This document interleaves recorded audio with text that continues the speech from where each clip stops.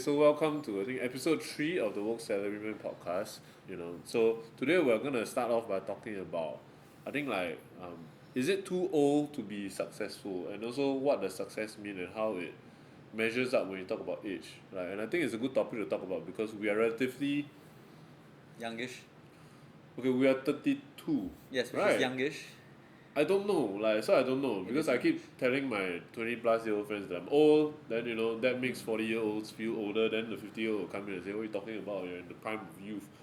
So the way I like to see youth is I like to go by 30 lah, because I think 30 is a very nice cut off. I think the official definition according to the National Youth Council is 35.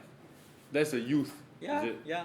But I've also heard, being in the medtech industry, that Yeah. the World Health Organization considers people, I think, like below 65 to be young.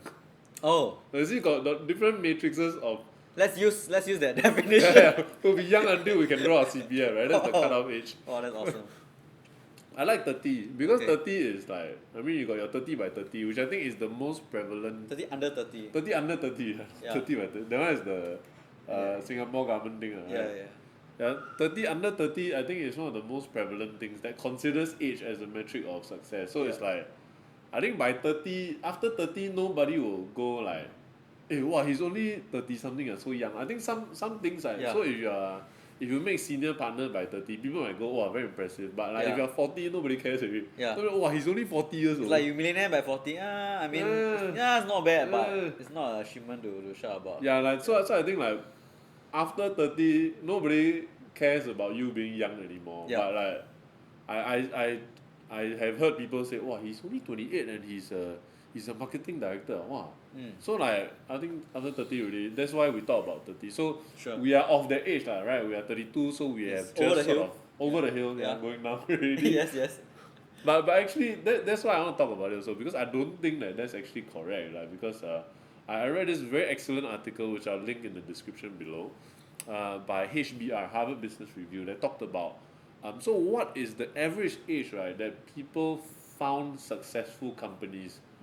So what would you think it is, like, based off of no information? I think I told you already lah, but Yeah. I mean, like, if you just asking you, like, how old do you think people are that found the best, say the top 0.1% Sure. of companies? I think because nowadays there's just so much news about very successful young entrepreneurs. There's like, most famous is like Mark Zuckerberg, right? Yeah. Then in Singapore we have like Harsh Dalal. then there's Harsh Dalal, yes. More on that later. Yeah. Yeah. Then there's Or less on that. we okay, see. maybe less on that later. Then there's also the Carousel guys, really young people. Wow, incredibly. Yeah, when I met them, I actually thought, like, when we met one of the Marcus, Carousel right? dudes, Was it? yeah. Yeah. I thought he's like the marketing, like, Because staff or something. he didn't even say like. Yeah, he was so. He just said like I'm Marcus from Carousel. Yeah. Then So- later when we found out, I was like, oh shit, you're He's one of the the followers of Carousel. co-founder. Then I'm like, wow, I'm an idiot. Yeah. Yeah, for not even knowing. So there are these ranges of people. So would you think it's usually very young, like, if I think about? Yeah, I would Nowadays, think especially, right? Yeah, when you think nowadays about your venture capitalists and your angel investors Yeah. and all these companies that makes the news. so. I was watching this like Korean show startup. Then everyone there is also like so young. The venture capitalists. How young? I think it's like, I would say, early 30s to like below 20s. Okay. And like the actress, I think she was like in her mid 20s and she already become COE. No, CEO. COE is a car. It become a it's the car. certificate No. of entitlement. Oh, so that's the thing. Like, we are conditioned nowadays to think like success should come to you at a young age. Yeah. Yeah, but I mean, from what you told me, that's not the case, right? Yeah, so the Harvard Business Review actually talked about, I won't go into too much detail, I tend to do that, but so the average age, right, of people that found extremely successful companies, so they're talking about the top 0.1% in terms of growth in the first 5 years, typically, right, the average age, right, actually is 45. So, and the study doesn't talk about whether it's their first venture or not. Typically, probably not their first venture, they probably have tried and failed before. And failure is a very common ingredient when it comes to the later ability to then found these kind of successful companies. But I think you're right when it comes to the media also, because obviously you want to feature things that are interesting, and there are a lot of successful companies that are just boring. Yep. They just hum and they just operate quietly in the background, like nobody hears about it, and they just make a lot of money, and Yep. it's just fine. Yep. Like, it's all these disruptions and these new things coming along, And also I read an interesting point about venture capitalists that typically you hear about these kind of angel investments that are so interesting and new and big because right venture capitalists are looking for stake also, and typically younger founders are the ones that have less financial backing and security, so that they are usually more likely to give up more control over whatever they found. So typically like it skews towards the young when you talk about venture capitalism and venture funding. That's why like we hear all these things and then there's also like this 30 by 30 thing. I mean Under 30. 30 under 30. I keep saying 30 by 30. I mean like have you thought about like whether you might make 30 by 30, 30 under 30? At one point, yeah, I kind of wish I was Yeah. 30, under 30. Yeah. But obviously, like, that time has The passed. time lah. has passed. Yeah. We're not doing Yeah, it. what was I doing at 28? I had just got like quite a decent job Yeah. at this new advertising agency, Yeah. Block J, a very good advertising agency. Excellent, yeah. So I would not say that. It was never in your consideration. Yeah, I mean, I always felt like, yeah, maybe there's a chance I become a high flyer in advertising industry. Yeah. And then wow, people movers and shakers. yeah, movers and shakers. Then, Yeah. then you know that maybe they put me under. I mean, that would have been cool. Yeah. But I was never like super hung up on it. I was never like, oh my god, I have to get in. It's not like I'm a failure. But at the same time, yeah, I do know like some people on who have gotten Yeah. the list. I think Eugene from High Spark. Uh-huh. Yeah, I mean I met him like he's such a great guy, and I think he got there by starting his own company Right. and going on that entrepreneur journey. Right. So I guess in a way, I would kind of think that it will be more skewed towards entrepreneurs rather than employees, which I was, and I don't think not everyone is ready to start a business in their 20s because wow, it's terrifying. Eugene, you're watching this, I don't know how you did it. Yeah, that's true, because it also comes down to how we define success, right? Like, there's actually no shame in being an employee and being very well adjusted and being very stable and being wanting and liking to be part of a big organization where you're not necessarily the head, but chances are when you do that, you will not be recognized for the one that is actually moving and shaking the world, which typically these kind of lists tend to feature. So actually, if you define success as a financial success, actually there are a lot of ways to do it that probably will not make it so that you are featured as one of these successful people. But by all other accounts, if you define success as being financially stable, you completely are super successful, right? Yeah.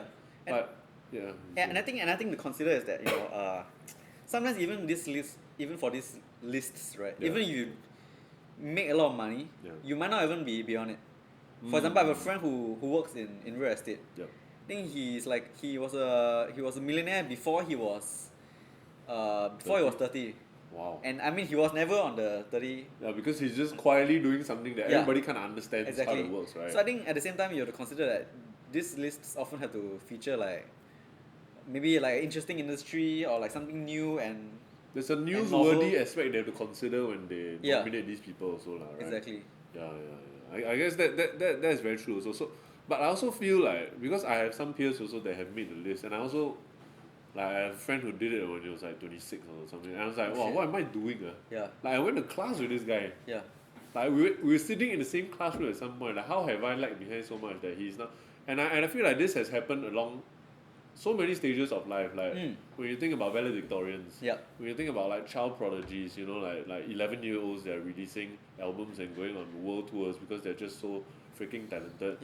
But the other side to that also, I think like sometimes you can consider it a curse. Like a lot of the valedictorians typically will not go on to like say become millionaires or go and start companies that change the world. I'm saying typically confirm got exception lah, right? Have, Valedictorians are they'll typically grow up to be very well adjusted people in the workforce that will operate very well in a 9-to-5 setting, that will contribute greatly in an organization that is already built. But they typically will not be the one that will go and build that organization. And because valedictorians typically are awards for being very good in the school system, which is of course a very structured one, typically speaking. Yes.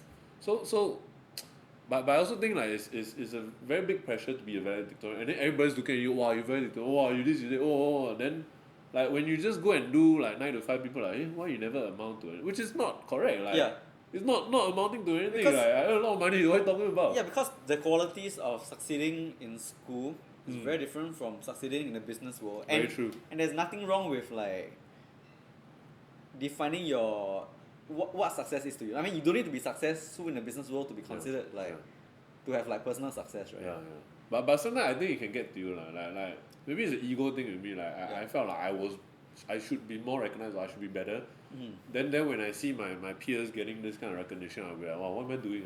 Then it will get me down because like I compare myself just in that moment. But outside of that moment when I see it in the media, I mean I'm usually okay lah. Yeah. You know. So it's I think something that people need to keep in mind and to be wary about, you know, being jealous of things like that. I read the same thing about child prodigies also because it's interesting you said that the skills that is needed to do well in the system versus, you know, starting a company are different. And typically like child prodigies are typically very gifted. They are just born with a natural propensity to be good at something.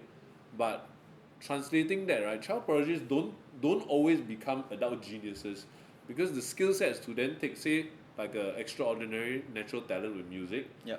to then have that natural talent and then to apply it to something useful that it can make money that you will be interested in that adds to the world is a very different skill set. I think adding on to that point also, like to be an adult genius also doesn't mean you make a lot of money. Right. I mean, when you mention about valedictorian or even child geniuses, I'm thinking of, you know, Robert Kiyosaki. Yeah. The poor dad in his book.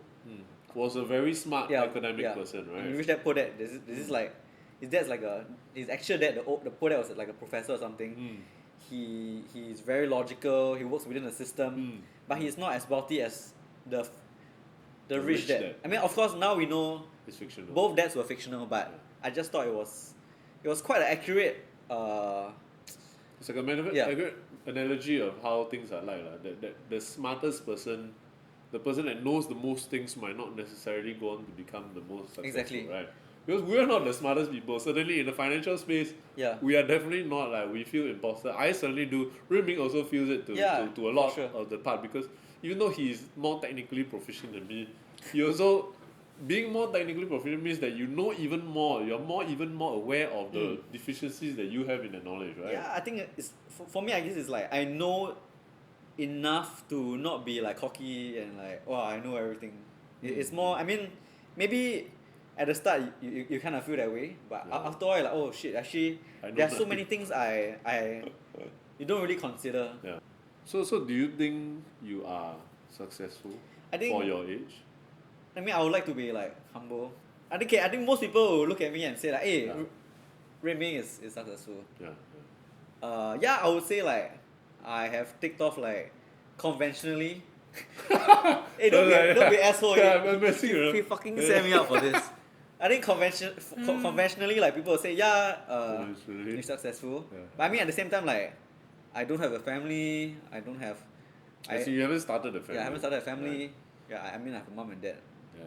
But you haven't got married yet. I got married. I haven't like started a family. Oh, I said that have already. kids. Yeah. So I mean, I have made some trade-offs like along the way. But I think conventionally people will say, yeah, that's successful. But I think it's important to understand this within like the context lah. If you view someone with like, you know, being financially free at 32 versus someone who has a family at 32. Yeah. I mean, who's to Both say can be considered who's to say one is more success, successful than the other? Right. Financially, I'm more successful, but when it comes to raising a family, I mean, obviously, I am not as successful.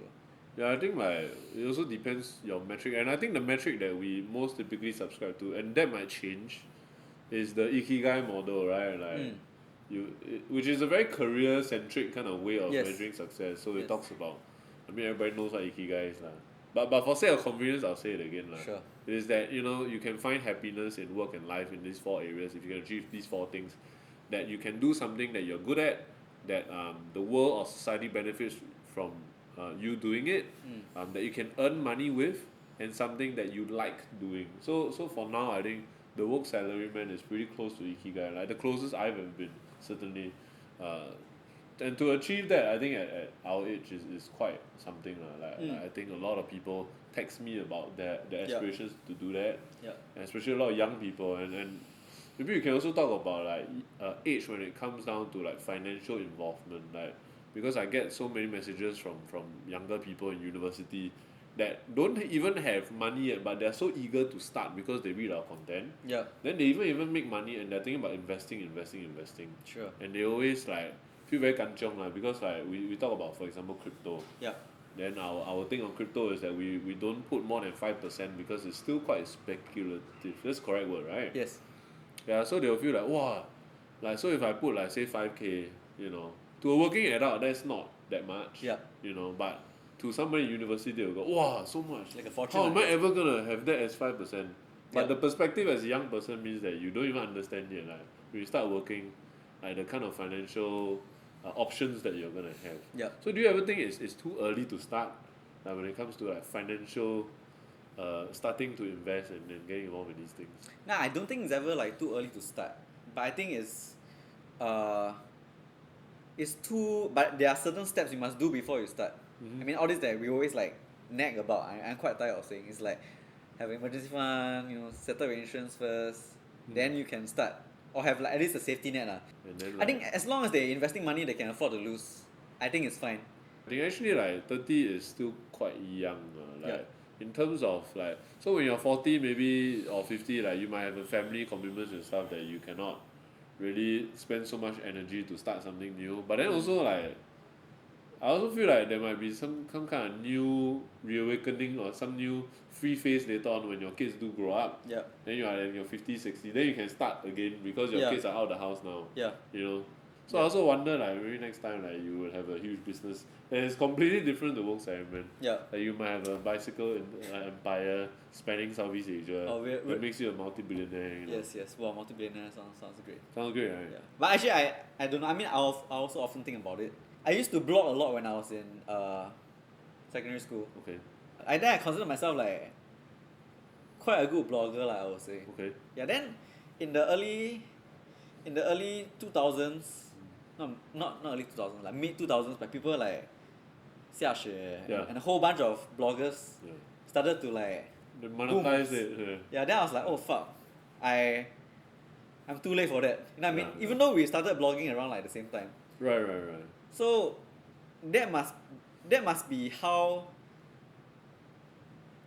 people feel sometimes. Like people our age feel maybe when they look at us, they see like, wow, they are 32, they have this work Salaryman thing. Financially they are not bad. Yeah. I'm But- already 30. Yeah, I'm already 30, then like I'm not going that far in my career. Yeah. Am I a failure? Blah blah Yeah, blah. yeah. I mean, I can get that because like I also felt that way in the I past. felt that way like when I was 29, like just before we started work Salaryman, I was like, Yeah. what the hell am I doing? So like if I had just completely lost hope and dismissed myself and my abilities, then like this thing would not happen. Yeah. And 30 is really damn young. Actually, I think like even if you are 60, like if there's something cool that you want to try and Yeah. you have the ability to chase it, you should do it anyway. Mm. Because you never know when it might come into fruition and when the thing would hit. Because some people do stuff for years and years and years, and then because of something it hits, and then that your entire thing is validated. Exactly. I really like that saying, like be impatient with action, be patient with results. Yeah. So it's just to do the thing anyway because you never know how fast it will happen. Mm. Yeah, I think also not to like, I mean not to pressure yourself with like other people's success. Yeah. Because if you think about it, like Stuff, the first wave of bloggers, Yeah. I think they're the biggest. Yeah. I mean, they're still big lah. Yeah. In I think 2008 onwards, Yeah. and then Salaryman, let's say we started in 2019. Took 11 years of like of detours and Yeah, failures and, and mistakes, failures and like just figuring out life in general Yeah, yeah. to kind of reach where where everything Yeah. came together and Yeah, then exactly. something good came out yeah. of it. I think some people can find success straight off the bat, and I think that's fine. But I think sometimes we will need to accumulate more life experiences Yeah. to actually produce like work that Yeah, we need to fail Yeah. enough times to be Yeah. able to unlock the next tier of Exactly. achievement. Right? I mean, this is not to say the first gen bloggers didn't fail or whatever. Like I'm sure they did. I'm sure they went through a Might lot be of wrong time challenges. also. It just haven't ripened. Yeah, Right? but I mean, at least for me at that point, I had not gotten like the knowledge or like life experiences to write anything meaningful that people wanted to read. That's true, yeah. Right. Yeah. Just experiences do matter, especially if you're in the content space or you make stories. Exactly. You haven't experienced anything, there's really nothing you can write about. Yeah. So I mean it could be even that like 5 years from now, like our site is dead. Then like it's very possible, right? Then got like some new site comes up. Yeah. And then like they will say, oh, last time we read The work Salaryman, then we felt they're doing very good. Then by that time we felt it was too late, but then we decided to start anyway. Yeah. So I think it's always very possible. Yeah, my fear is that we become like Robert Kiyosaki now. Ugh. Because he was super relevant. Like his book Rich Dad Poor is still such a phenomenal starting point for people. So maybe in 20 years our lifestyle inflate and we need to keep it up. Like we have failed in our quest to maintain our lifestyle. I'd rather jump off a cliff than be Robert Kiyosaki now. I mean, the guy is like a conspiracy theorist now. Can we please? Is he really? Yeah, he's like. What conspiracy is he theorying? It's like Biden is devaluing the dollar. You know, here's what the rich want to tell you to keep you poor. Oh yeah, he does a lot of that. Yeah. I always thought that's like a keep them poor. Then it's like, I don't know. Can we please not? Do the rich really like go around like? Yeah. Like who are they? How do we it's like, who keep are them they? poor? Yeah. The Illuminati, maybe that's what you. Yeah. So I didn't know he descend to that level of speculative nonsense. Wow, he's jialat. I mean, if we ever reach that, I wish like someone come and murder us. Wow. You do an open call for your own assessment. I'll tell you like, hey, where I live, okay? Come murder me. Yeah, so success isn't something that like you should expect straight off the bat. Right. There are people who are successful in the past, not so successful now. Like I mean some people they peak at hall captain in their in the uni days. Right. Some people peak in CCA. Maybe they were very good at basketball or something. And I think everyone has like their time to shine. Right? If as long as like they continue to work on it. And even if you pick at hall captain and you are not doing well now, you can always work on yourself and then come back up. True, right. True. That's how like comeback stories, you know, begin. I think like Lindsay Lohan or something. I mean she was. She said it in the most English way. Lindsay Lohan. Lindsay Lohan. Lindsay Lohan. Okay. Like Lindsay Lohan. She was like some druggie, right? Then You don't say druggie. Is druggie a bad thing to say? No, I don't know. I mean Lindsay. Can we just say she went to rehab or something? She went through a tough period. Okay. So Lindsay Lohan. I mean I don't know. Like she fell from She grace. was a teenage star. Yes. That fell from grace. Then like now she's coming back as a comedian. Back to grace. She's a comedian. Yeah, I think coming back as a comedian, she even is able to like laugh at herself, you know. Oh. So I mean like, yeah, I don't think anyone should ever write themselves off. Yeah. As long as they can like keep moving forward, like Aaron Yeager. Becoming fucking inspirational shit. Yeah. okay, I'm sorry. No, but it's true, right? It's true. Okay, since you're talking about time and money, I'd like to talk about like a caveat to this. So, yes, we have said that, you know, you should never write yourself off, right? That it is always possible to kind of you know make it big later on in life. However, like I think it's also very important to remember that you do have a limited amount of time to make money. Just because you will die? Yeah, I mean because of that, and also because most people's careers, right, peak in their 40s. In terms of progression, salary will peak in the 40s. Salary peak in the 40s. So once you hit there, I mean technically your chances of making it big will decline lah. So for people like Colonel Sanders or J.K. Rowling, you know, people who have made it big in after 40s. Yeah, after the 40s. Yeah.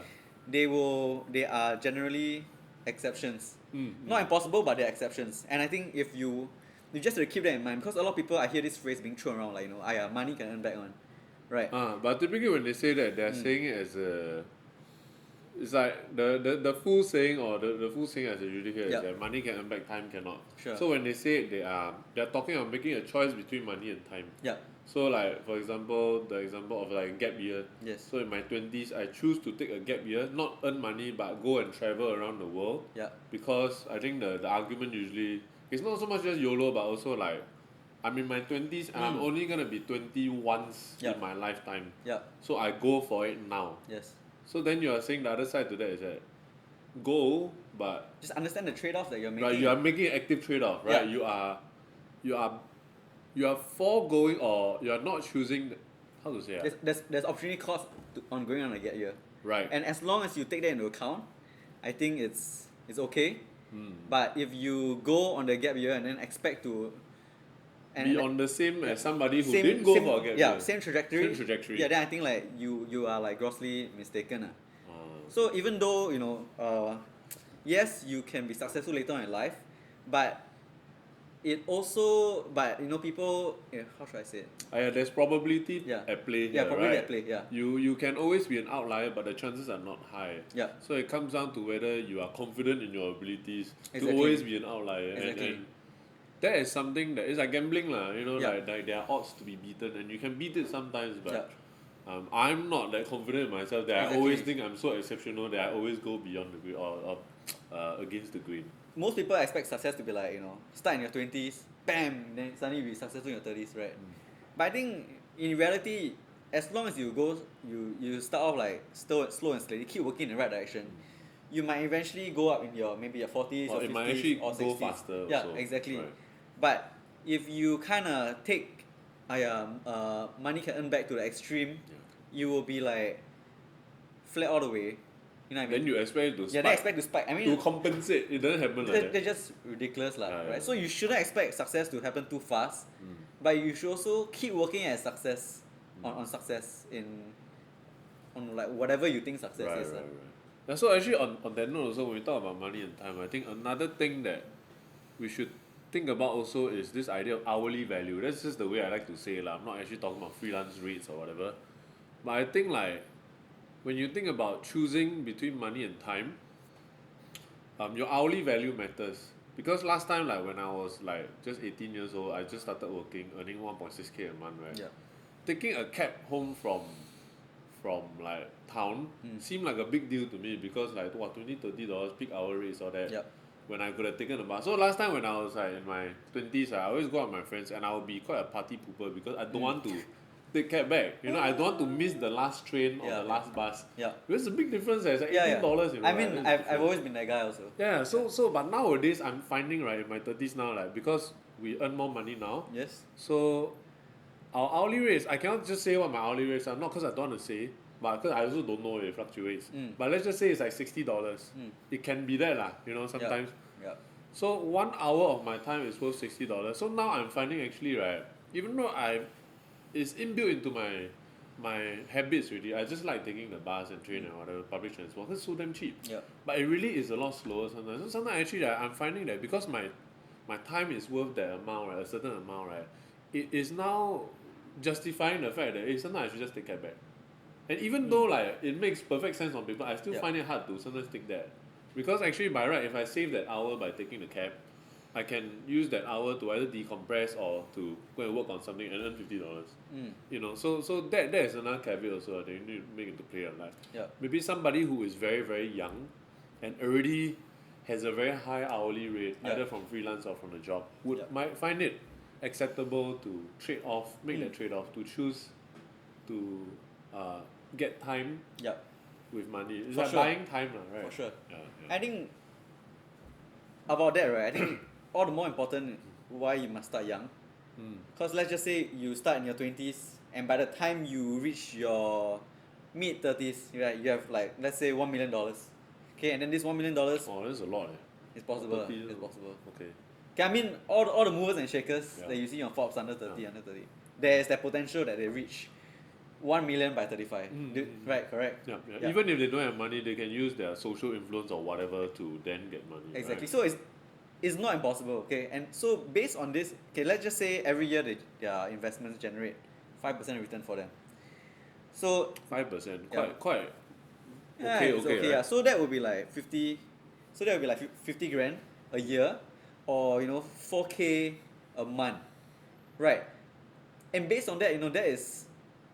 Also, that's $1 million invested at 5% returns. a year returns. Very conservative 5%. That would mean you get 4K a month by not working. Yeah, exactly. Right. And that is how they trade, they use money to buy time. Because now they don't need to work, they can do whatever they want.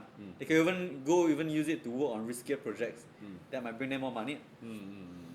So it's like sometimes it might be interesting to consider working extremely hard or hustling very hard in your 20s and 30s. Sure. So you forego your time as a youth to buy more time or buy quality time as an older person later, because now I got 4K a month coming in without doing anything. Then I can just chill lah. But then also, having said that, I think also there is a case for, not say YOLO lah, but the idea that there are some things that you can do in your youth that you cannot do when you're older. For sure. Things like bungee jumping, skydiving, that kind of thing. Yeah. I think like better not do when you're in your 70s and 80s lah. Yes. I mean, unless you're trying to prove a point. But then also having said that, like we keep deflecting between one and another. So I think it's just us trying to be nuanced about it. And fair about it, right? But we trust you guys because you guys read our comics, right? And like, they are damn long, so we trust that you have the attention span to go through the nerdiness and wordiness of it. I don't know, maybe got lazy people and they just read the first 5 pages but they like us anyway. But then that's to their own peril already. So you should always read the full thing, okay? But what I wanted to say was that because, like, it sounds quite bad because like, wow, like I'm foregoing my youth to buy more time later for what? Because later on I'll be old and wrinkled and I have osteoporosis or whatever. But actually nowadays with our lengthening like lifespans, like our mortality, we are able to live much longer than we did in the past. I think actually it's not that bad to consider, buying time for your older age to be able to play when you're in your 50s, for example. Because like with like medical and health being what it is, like actually you look at people in their 50s now, they can do pretty amazing things, you know. There's like Iron Man. Iron Man, you there was like Harrison Ford, in his 70s, then he goes cycle like 100 really? miles. You go look it up. I mean, we will put That's it here. crazy.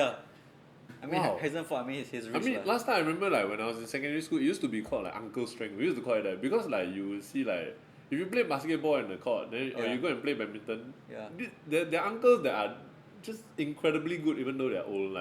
But that comes with experience. But also it takes a certain amount of like physical ability, and I just find that older people nowadays is not like older people in the past. There's a Chinese saying that it's like a 人生70古来稀, which means that something you do like when you're in your 70s, that's towards the end of your life. But actually nowadays 70 years olds are like still okay one. I mean if you want to go back in history, last time people were like when you're 40 you die already. Like I was watching there's this great Netflix show called the King, I think, like with Robert Pattinson and this other French guy. And like it struck me because it's based on a real life war. Like there are teenagers when they're kings and they're leading armies to battle. They're like 18 years old, 20 years old, and then they'll just get like the plague or something and die at 40 or 30. So last time like life was really damn short. So like if I'm in my 20s, right, like I'm halfway through my life, statistically speaking, like in the medieval ages, whatever. So now it's really not the case. So I understand how, because maybe like our physical or our kind of a biological consideration of time, like when I'm 20, it feels like the next 20 years is gonna be like, it's ages away, it's another lifetime, who knows where I'll be. But actually, the older you get, the better you are at putting time into perspective. So that is the I don't know how to say it, that is the terminal problem, or that is the most existential problem I always see, because like when you're older you wish you had invested when you're younger, because time really is so good. That's an interesting point, because when you say like when you're older you have more perspective, right? And generally I feel like that perspective and life experiences, they definitely help if you want to go start a business or do something. But the caveat is you must have the resources ready when the opportunity comes. What do you mean the resources? So let's say you're 40, okay? Let's say you had a stable career all your life. And you saved up like a decent amount of money. Not like crazy well. Maybe like 50k? No, I would say 100k? Like, maybe 100k at 40. Right. Then you can kinda use that and go run with your business idea, which might make you more successful. You know what I mean? That's true. I have seen that, But if you didn't plan, you didn't do anything at all, then at 40, then you have this great idea, if you have no capital, you have like no connections, I mean it's going to be very, very difficult. Not impossible once again, it's going to be very, very difficult to start from scratch at 40. True. It's not just money, it's like you say connections also, and also your wisdom in having seen a lot of the world. Also, and to also understand businesses from a fundamental point of view, to understand, because the underlying things that all businesses have to deal with And being part of an organization can help you to see some of these things. Like, Yes. I appreciate all the bosses and all the companies that I've been to, even the ones that I didn't enjoy being under, because even bad companies, you can learn about how they are run, Yep. what not to do when you also become a boss. Mm. So maybe that's why, the Harvard Business Review, like, it really shows, like, when you're Yep. 40, maybe that's the correct, just the right mix of have enough energy still and then have enough experience and wisdom Yep. to make sure that the business that you start has enough practicality and also have enough innovation to Yeah. really succeed in the next 5 years. And also capital, because we Capital we also. are Salaryman. Yeah, so it's like Sorry. yeah, it's fine. Cause you get like capital, life experiences, network, Connections. Network. personal branding.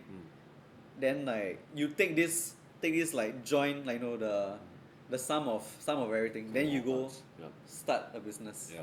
Versus you have a great idea at 40 but you have no connections, nothing to go on. Yeah. I think that'll be quite a misfortune. Yeah, so if the woke salaryman ends, Yep.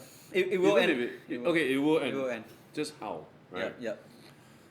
I think we would have learned enough from this to add to anything that we will do in the future. Yeah. Right? Like, if I want to start another company next time, I would have learned so much from it. And suddenly there are so many deficiencies in our organization that we have to fight fire day to Yeah, day. yeah. Like, it's actually damn messy one. It's fucking messy. But I think it's like that in every company. I'm not that worried anymore. Like, if the work salaryman was the first thing that we did when we first came out of uni together, Yeah.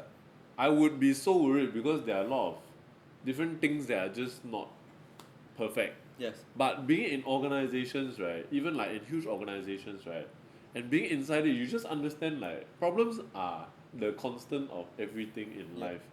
But that comes with me having been working for experience, companies right? in 10 years. Yeah. If I didn't have that, I would be, they say chua sai, like, I'll be so I think like shitting my pants. perspective, right? So, I Yeah. mean, if you only have a startup, if like startups are your only experience and Yeah. you found success at such a young age, you might not be able to deal with like failure when it comes unless you're super adaptable, super resilient. Yeah. So even if you don't find success immediately, Yeah. There's nothing wrong with being a employee. Learning how companies work, Yeah. networking, figuring out like what makes an organization good, what makes an organization bad. Yeah, even if you harbor intentions to one day start your own company, like let's say I work in a 9 to 5 thing, like MNC whatever, then I actually dream about owning F&B. Actually, it's not that bad to harbor and just bide your time and save up your resources and also gather knowledge for like say 20 years. Then when you're 50, you got the capital, you got the wisdom, you put some money aside, invest, then make sure your kids all okay already. Come out and start the F&B. I know people who have done that and they're doing very well. Yeah, I don't think anyone will write any news article about you, but who cares, That's true. And Nobody will nowadays, write article about you. You just answer to yourself. Yeah. Another example reminds me of this company called CrowdStrike. Okay. So I think they are a cyber security company, the antivirus company lah. Right. So Singaporean. no, American. So the company, so they actually used to work at McAfee. Oh, McAfee, right. Yeah. So they kind of like they did the thing at McAfee first, then with their learning experience, they come out, then they start a company. Oh, you know what I mean? right. So I find like this myth of like you successful immediately from the beginning. Yeah, I mean it's possible, but no one should ever take it as the norm. Yeah, and I don't think it's like a lot of these things are like we were just talking about, and I don't know if this is exactly related, but you were just talking about Bill Huang. Yeah. And I just remember reading a few months ago about Bill Huang in a very positive light, how the media was covering what he was doing We should financially. explain roughly who is Bill Huang. Who is Bill Huang? Bill Huang is a investor who manages this thing called Bill Huang is a hedge fund minister. Did I say minister? Minister, yeah, you said minister. Yeah, Bill Huang is a hedge fund manager who managed this thing called Archegos, is it? Archegos, yes. Archegos Capital that recently lost 20 billion in funds over the span of how long does it say? A few days, a few weeks, a few months. Very short amount. Yeah, a very short amount of time. Yeah, and I was just a few months ago reading about how amazing this guy was. Yep. So like it flipped so quickly. So actually, if you pay attention to the news, right, like Bill Huang, I mean, I think he was covered. His his fall was covered because it was so fast. Yeah. But I also wonder how many of these things that were reported in the media as this like bright new young blah blah blah blah blah. Yeah. And then later just slowly fades into oblivion and we don't hear about it. Exactly. It's like almost like a survivorship bias kind of thing. We only hear about the wins because the wins are The worth wins mentioning. or the very, very bad losses. The wins or the extreme bad losses, yeah. Yeah. And then I just don't know, I just wonder statistically how many. Yeah. I'm suspecting a lot actually. It's just, it mentions, you read it, it makes you feel bad. Then it just go and thank, Yeah. and then you don't know that it thanks, so you felt bad for nothing. Yeah. So I would not let the media, even though we are part of the media, dictate Yeah. your feelings. I mean, about. we used to write stuff for get pure clicks, right? Pure Yes, views. yes, yes. We understand that play. So we also yes. know what is a good story, Yes. what gets the most attention, and usually it's like super soft story or super inspiring story. And typically in the model of nowadays, the news media kind of way of operating, right, Yeah. where it's clicks first and foremost, right, you don't think so much about the back end of things. You don't think, hey, I'm writing this now, I'm hyping this up. Yeah. Everybody's talking about this. What will this become in 5 months? And whether I should bear that into consideration and write that in my article. Yeah. So like we need to be super aware of that and not let that get us down, because a lot of times it gets us down, then like we don't even know what happens to it. So it lets it's like you might let something affect you for a very badly informed reason. Like you didn't think about it and actually this thing didn't do well. But you let it make you feel like shit. For Yeah. what? Exactly. Right. Yeah, so okay, so many people will look at us today and say we are successful, but there's no such guarantee of us being successful in the next 5 years or 10 years without continued effort. And maybe one day I go develop a addiction to something, then I gamble all my money away. Yeah. Then suddenly at 40, I'm broke. Yeah. It's possible. I'm not saying like it will happen, but like Yeah. it's possible lah. Yeah. And it is not entirely, impossible that someone who used to read the whole Salaryman goes up, start their new thing, and become even bigger, Even bigger. than we are today. So there's this phrase in the investment world called like past performance Does not doesn't guarantee. guarantee future results. And I think like we typically think of this as fun performance, like fun FUND performance. But it can also be applied to people. Just because you do very well doesn't mean you'll do very well in the future. And maybe if just because you are like not so good, you're mediocre for very long. Yeah. Also doesn't mean you You'll should be write medio- yourself out. Right, Yeah. yeah. What do you think about Harsh Dalal then? Yeah, so Harsh Dalal is this Singaporean teen who recently got removed from the Forbes list because He was actually on 30 under 30. Yeah. Yeah. so they found some of his claims questionable lah, which is why they withdrew him. And then a lot of people How are old is he? 19 years old, I think. He's 19 years old. Yeah, I mean when I read it, I felt like wow, the guy is really amazing. He's the co-founder and chief executive of Singapore-based Team Labs, and I think like there was a lot of noise about him for a while because he was only 19 years old, still in school, Yeah, and he was like valued at a lot of money. Like he claimed to run a US dollars $25 million company, which is incredible. Yes. Right. Tech startup. So recently, what happened? They removed him from they removed Forbes him 30 from under Forbes 30 under 30 because they found like some of his claims could not be substantiated. Okay, but I have to disclaim first. We don't know exactly Yeah, we don't know whether like the full the full story. yeah, of but it, right? I read the piece that came out Yeah. talking about like they tried to check. I think it was Tech in Asia. Yes. They actually ran the article. Yes. And it was a very good article. Like investigatively speaking, like it was Yes. very well done. Yeah. So I'm just going off of that. Like Yeah. we don't know what might happen in the future. Yeah. Maybe there's more things that will come out next time that actually, justifies everything that he was saying. He just didn't want to say or it was poorly communicated. But just going based off of that, Yeah. like what do you draw from that thing? Well, I think it's to always keep in mind that sometimes stories that you read might not offer like a full like picture. Yeah. Like for example, in this case, the claims are A bit harsh. no fuck you. So, So in this case, the claims are yeah. unsubstantiated and cannot be verified. Okay, but then in other people's cases, they might have to put in like a lot of hard work, a lot of sacrifices, and it's important not to see this success and like wow, just be so enamored by it, but you don't true. realize like the trade-offs or whether or not it's legit or not. Yeah, true. I still hold out a bit of like, not say hope lah. Yeah. I leave a little bit of space for Harsh Dalal to come in and explain something in the future. Yeah, definitely.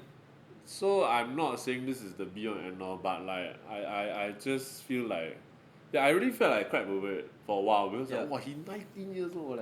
What am I doing? Like it's just inevitable that I do this kind of thing to myself from time to time. Yeah. And it was great that it was. Also, actually, what was great was that Forbes actually, in hindsight, removed the thing because it had to take an outside party to come in and say, actually, do you all do your homework? Not to shit on Forbes, but also marketing is marketing, hype is hype. Yes. And sometimes, in the pursuit of just featuring cool people that have a lot of hype around them, you are featuring people that, you didn't do the homework. Actually, it's not that legit. So, take these kind of things with a pinch of salt. Yeah. And I still think it's a useful thing to have. I have friends who are featured on it that legitimately did good work. Are legit amazing people. Yeah. But if it comes to the point where it's making you feel like shit, don't have to go so far. Yeah, exactly. And I say in hindsight, but if I read another article, I'll feel bad again. But then at least now I'm able to go, okay, Wei Chun, step back, relax. Have you considered these other things? Yeah, and actually, do you even need to care about this stuff? Because the most important thing is that you are on your path to getting the things that you want in life. Yeah. So that's the important thing, right? Yeah. And I think, finally, nowadays, there's so much pressure to succeed at a young age that you also see this fake entrepreneur pandemic. Oh my goodness, so many. Everyone's an entrepreneur now. And sometimes LinkedIn syndrome. Yeah, then sometimes you do like very ambiguous things and then you call yourself like Hashtag entrepreneur life, hustle life, blah blah blah blah blah. I just don't think it's healthy because like I think not only does it lead to a lot of like title inflation or like pretendness or like showboating. It also in the long run it really doesn't do good for anyone's career because you can be full of fluff but there's no substance. Yeah, I agree lah. Like I'm a very practical person, so maybe it's also my lack of understanding about the space. But all this venture capitalist stuff also, I think that is what it has. It's all related to me. Like it's just a lot of hype, a lot of marketing that fuels. Then what is a speculative valuation? And I've always been more into, okay, but are you profitable? Yes. And that is kind of how we have done our business up till now. Yeah. And maybe this is what is keeping. I always think, is this what is keeping us from actually properly scaling and making work Salaryman like a 500-man operation? But I also zoom out and like, do I want it to be a 500-man operation? Yeah. Maybe not. Maybe I want to have it boutique enough where I can still feel like I'm interacting with some parts of the organization. I have a say and I don't need to answer to a whole bunch of shareholders. Yeah. But that stress, right, probably will come with a lot more money and a lot more valuation. Of course. But I have an enough point in life and I feel like, like right now our salary that we draw, I'll just say like, if you don't like, I can cut it out. Yeah, we draw $4,000 every month for our business. Like not to say we're poor because the money goes back into the business lah. Yeah. But I'm trying to make a point about our lifestyle and I don't feel like my lifestyle has inflated to the point where now I am a boss. I need to be a certain this. Yeah. So I also don't know like when it comes to scale and as a youth like am I putting a cap on my success at 30? Yeah. I don't think it's like misaligned versus like what I've been saying. I don't think so. Yeah, because we get a lot of like people asking whether do you want to grow your business? We can invest in you. You can use this to do more and more things. But maybe for us, enough point. I know last time you said it was like 1.2 million, right? Yeah. Maybe we don't need like 10 million to be happy. Right. But then also it nags at me because maybe I can just earn more. Yeah. So going back to your point about the hashtag entrepreneur stuff. Yeah. I'm also very careful and hesitant to call myself entrepreneur because I don't want to get caught up in my own like hype. My own hype. Sure. Yeah, like I'm so wary about it. Like it feels like to me a more justifiable brag would be hashtag profitable. Like we're actually making money positive. Yeah. But maybe in this new world, the way to actually make huge money is to make losses first, build up enough hype to have enough capitalization or have enough money coming in. Then you start to be profitable. But Yeah. that's just not the way I am, though. Yeah. You know, maybe not now. Maybe And I next think it's time. fine because people always say we are too financially focused, right? People always tell me, "Oh, you're damn money minded." Yeah. But for me, like, I'm not money minded to the point that I need to own like a huge multi-million-dollar True, business. true, true. Yeah. So maybe this is us saying, like, okay, this is our enough point. Yeah. You know, we don't really need that much to be happy, but we do need some money to be happy. Yeah. I think that's a good point also. You said like people say you're money minded. But I don't think that's money minded. I think like you are only considered truly money minded when you are in it for the money in itself. Yeah. We are money conscious to achieve something else, Yeah. which is not just having a growing amount of money. Like we have a point where we say that's enough. Yeah. So maybe that should be how you view success now, right? Like I mean thinking about like young people and what they should aim for. And what you aim for is very important. Maybe you have to set aside something that is realistic for yourself, that you know that you can get. Otherwise, it'll eat at you. Like if it's something that is not defined and something so infinite, and you just judge it based on what other people would define of you. Yeah. Like, and my success is judged based on whether I'm recognized by Forbes for this thing. Then that might put you in a very difficult position. And I dare to say, I think, and I'm just guessing here, I think most of the people on the Forbes 30 under 30, they are not so concerned about being on the list. They are more concerned about actually making change or doing the things that they want to do. That's why they're on there in the first place. And that's what makes them effective at bringing about change. That they are not affected by superficial External external stuff. validation. Yeah, exactly. Yeah, I think to kind of like wrap this whole thing up. So I say like, you know, if you are feeling insecure about where you are in life, I think like don't worry too much because like we have felt that way, and even sometimes today we even feel that way today, right?